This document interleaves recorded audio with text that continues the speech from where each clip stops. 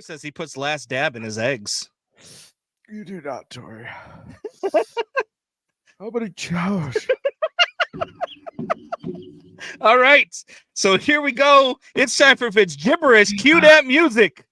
Cue that music.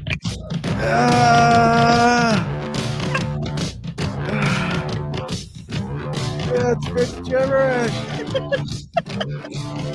It's a diatribe. It's conspiracy theory. It's an island in the middle of unapologetic. And I still don't know that Sean guy's name. You'd think somebody in the comments would say it. Sports talk. Well, we'll start today with a video from a fellow podcaster, Theo Vaughn, with Tony Robbins, motivational speaker. Take it away, Tony. So when you stack problem on problem on problem, pretty soon your whole biochemistry, it's hard to get back. But you can also stack the good. That's why you do the morning priming. So when you stack a good thing on top of a good thing on top of a good thing, your whole biochemistry changes. And now you see the world through different eyes. It's not like you're guaranteed to succeed, but your probabilities of pulling it off and enjoying yourself are up about 1,000-fold. Oh yeah. And like I go to like AA meetings, I go to recovery meetings, right? And I notice if I go to a couple in a day, dude, by Friday, I'm a fucking good guy. You know, I'm like hugging people. I'm like telling blind people I'm gonna heal them. I can't. But I'll do this for like 30 seconds on it. Thank you, Theo and Tony. Other than looking and talking like the pastor Billy Graham had steroids shot into his jaw for 30 years, Tony Robbins has a point. Stacking the good each and every day can build happiness and success in life, or give you a can build happiness and success in life, or give you a robust fentanyl addiction that lands you in a metropolitan tent city. Woo! The Bears have unfortunately decided to do the former, stacking the bad, until it pretty much becomes a tradition. For a 20-year-old fan, that doesn't matter, or even a casual fan, this denunciation might not mean much to you. For this is for men and women of a certain age who have stacked losing seasons, who watched them try to sell Raymond Harris as an ultra back, who could be a fullback or a running back, but was good at neither. Or started the QB controversy between Kyle Orton and Rex Grossman, when neither of them were very good.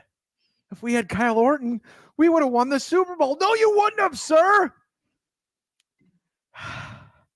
Take the Dicka sweater off, pick half the beef sandwich out of your mustache, and try not to take it out on your wife when you get home.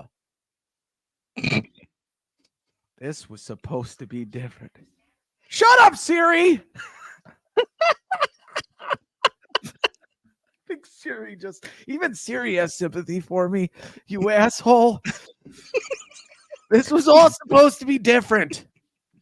Though when Ryan Poles came 2 years ago and Kevin Warren did just a year ago, was supposed to be different.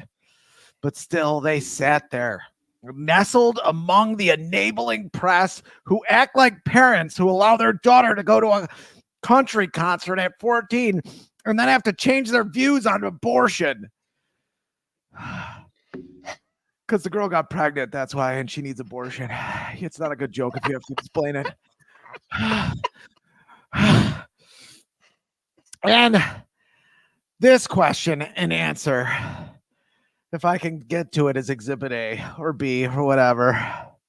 This team has 10 wins in 2 years, and I apologize for the awkward nature of this question. What made you want to stay with Matt Eberflus and knowing that that's the direction you want to go at head coach? Yeah, everything I talked about in the beginning, just in terms of his leadership and stability, I really think that the head coach needs to be able to captain the ship when the seas are when the seas have storms, and really keep everything settled. When you go through hard times and he can keep everyone together, to me, that's like the critical piece in a big in a market like this. Like, you have to be strong. I mean, if he's jumping off the boat and everyone else starts jumping off the boat, it's a hot mess.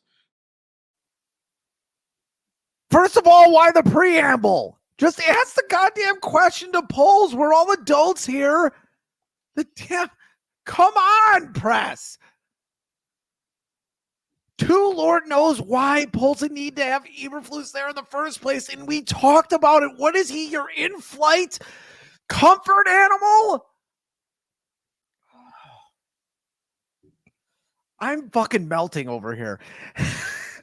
It's not stability if you were sitting next to a guy who made it unstable by hiring two guys who are sexually weird and an offensive coordinator who's inept and has a horizontal offense. This isn't soccer. Vertical, assholes. I'm sick of doing the same thing again and again, and even the perpetual optimist Combs is. And as Tony Robbins says, stacking bad vibes leads to ruin.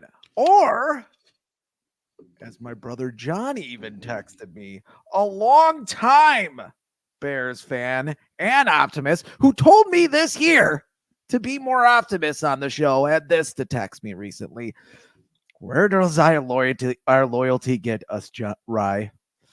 I mean, serious. I can barely see. I mean, seriously, what are championships every 20 or 40 years to do? Shut us up? Sorry, man. It's getting really old. I'm very close to being done with this garbage. Grandma was a rabid White Sox fan her whole life and never saw a championship in 53 or anything. It's just disappointing. This sucks. I'll end where we began with another podcast. I'm not going to show the video because I can't find it, but